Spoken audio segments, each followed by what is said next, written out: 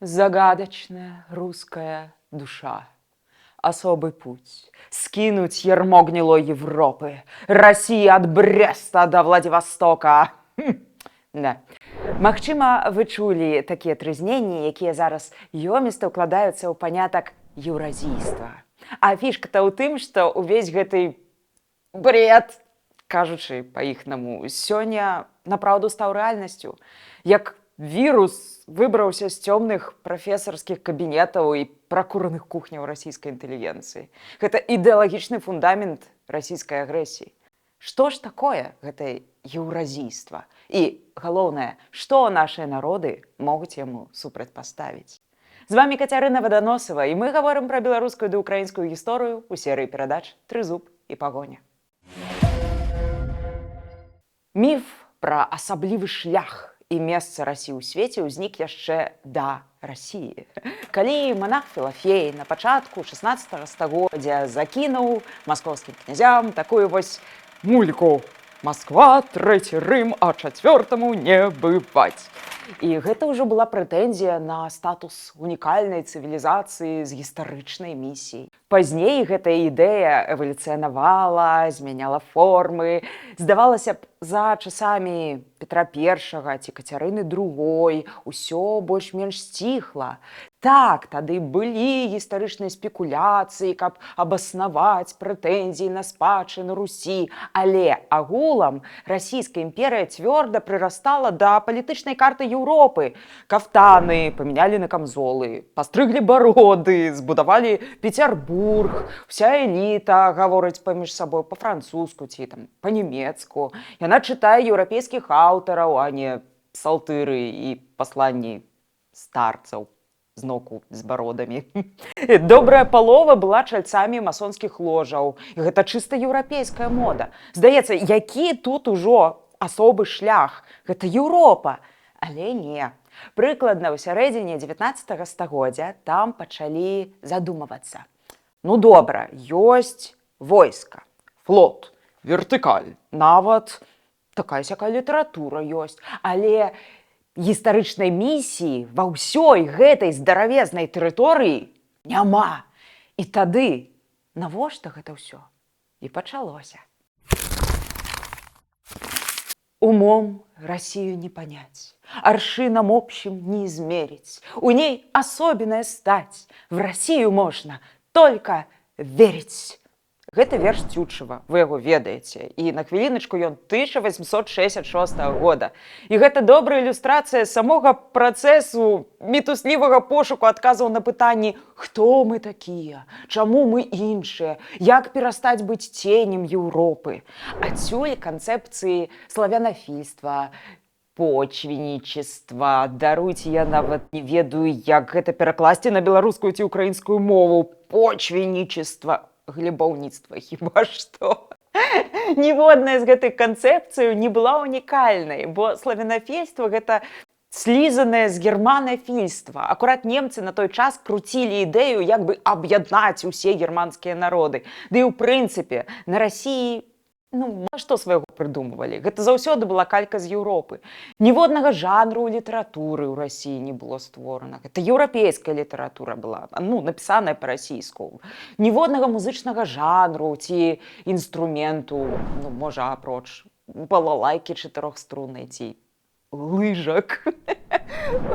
І ўсе іхныя чайкоўскія, мусарскія, гэта ж еўрапейская музыка. Не кажучы ўжо пра моднае на Расіі анархізм, марксізм. Гэта еўрапейскія ідэі. Таму, магчыма, і надышоў урэшце час еўразійства. Мільёны вас, нас тьмы и тьмы и тьмы. Попробуйте, сразитесь с нами. Да, скифы мы, да, азиаты мы с раскосыми и жадными очами. Я гэты верш вучыла яшчэ ў школе, памятаю да гэтага часу. Вы, напэўна, таксама памятаеце Александра Блока, так? Даруйце, сёння будзе шмат вершаў. А эпіграфам да гэтага верша сталі словы філосафа Владзіміра Салаўёва. Не блытайце, калі ласка, з цяперашнім тэлевізійным персонажам Соловьевым. Пан Монголизм, хоть имя дико, но нам ласкает слух оно. І вось гэта уже цікава. Арбіта старадаўняй Русі апынулася занадта вузкай для іхнай імперыі. Давай нам усю Еўразію. Выдумвалі, в прынцыпе, няглупыя людзі гэта ўсё. Кшталту Трубецкога ці Гумілёва. Часткова гэта былі расійскія эмігранты, якія уцяклі з Расіі, але падтрымалі бальшавіцкую рэвалюцыю як вешку для стварэння еўразійскай імперыі. І тут не толькі пра славянаў, але пра общнасць з тюркамі, манголамі, народамі Уралу і гэтак далей. І ўсё гэта на базе асаблівай духоўнасці і філасофіі. Ужо ў 90-е, на фоне таго трэшу, які адбываўся ў Расіі, іхная ідэя асобага пуці стала нарэшце запатрабаванай. Людзям былі патрэбныя адказы на старыя спрадвечныя пытанні, што делаць і хто вінават. І яны іх атрымалі. Вінаваты Захад. А Расіі трэба ўставаць з каленяў і збіраць імперыю назад. Каўказ, краіны Балты, Украіну, Беларусь. Глашатаем еўразійскіх ідэяў стаў такі эксцэнтрычны пісьменнік Александр Дугін. Такі сабе Саруман з вежы Артханку. Але на пачатку 90-х усяго толькі дзівак і маргінал. Адзін з пачынальнікаў нацыянал-бальшавіцкай партыі. Дугін апынуўся старанным кампілятарам. Ён шмат чытаў і яшчэ больш пісаў. І ўрэшце дачакаўся. Ягоная кніга «Асновы геапалітыкі» стала настольнай для крамлёўскіх элітаў пасля Ельцына. Пра што там? Вы можете, канешне, не чытаць гэтую кнігу. Я вам перакажу кароткі змест. Галоўнае зло – гэта еўраатлантызм, англасаксы, то бок США і Великабрытанія. Іх трэба любым шляхам выкінуць з Еўропы, дамовіцца з немцамі, каб тыя забіралі цэнтральную Еўропу і сядзелі ціха. А ўся прастора ад Манголіі да Польшчы належыць Маскве.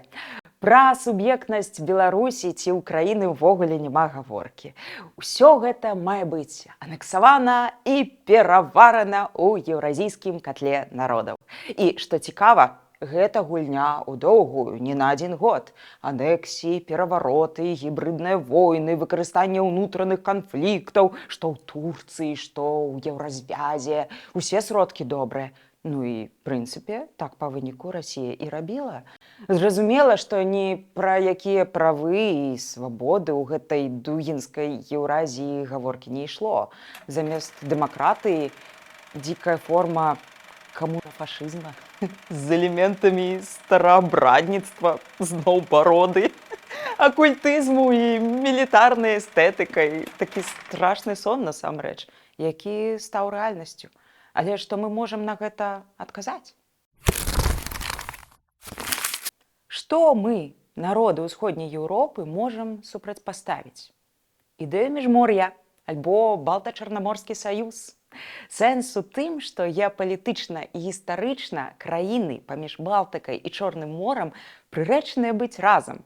Калі браць шорт-ліст, то гэта Літва, Латвія, Эстонія, Польшча, Беларусь, Украіна, Малдова. У іншых інтэрпрэтацыях таксама Фінляндыя ці Румынія. І глядзіце, еўразійцы абапіраюцца на традыцыі мангольскай імперыі ды шаўковага шляху. Ну, хіба што замест шоўку і верблюдаў у іх зараз труба з нафтай. А пасля была Масковія, Расійская імперыя, СССР.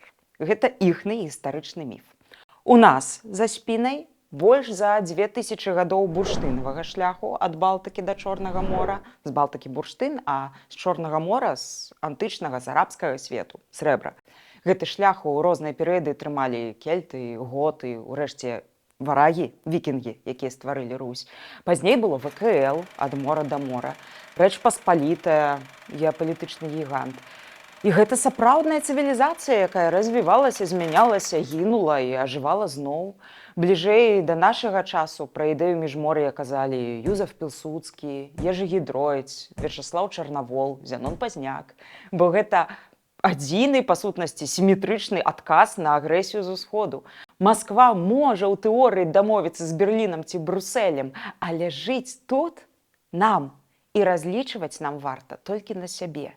І таму нашым народам варта забыцца на старыя спрэчкі, інакш спрачацца ўжо не будзе каму. мёртвыя-то не спрачаюцца. Ніхто не замінаў расійцам на працягу апошніх 30 гадоў будаваць сваю унікальную цывілізацыю з асаблівым шляхам у сябе дома. Мірна, у сваіх межах. Ёсць жа прыклады Індыі, Паўднёвай Карэі ці Японіі. Там ва ўсіх свой асаблівы шлях на здароўе, калі ласка. Але не, бо іхны шлях – вайна. А наш шлях у такім разе быць разам, быць сілай тут. Нават не шчытом Еўропы, а шчытом для саміх сябе. Мэта Расіі – не дапусціць гэтага, выбіваць то адзін, то другі пазл з гэтага канструкту і пасварыць усіх з усімі. А нашая мэта – выстаяць. Даруйце за пафас, за такую папсовую паралель, але гэта як у гульні тронаў. Альбо мы разам, або белыя хадакі, холад і смерць. Варта пра гэта задумацца, пакуль не позна.